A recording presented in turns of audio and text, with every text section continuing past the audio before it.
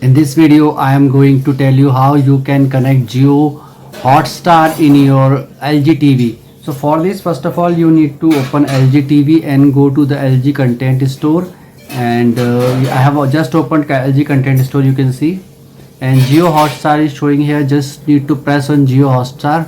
Click on install or update, whichever option you are getting. Click on update. You can see application has been successfully updated, showing here. Will show your launch option. Just click on launch. After that, you need to click on this continue option. You can enter for your phone number here, or you can scan it from your mobile device. So I have logged in now. So it is asking me to log out from one device or go for a premium. So I will log out from my Android and I will just continue. You can go for kids or nice or for normal.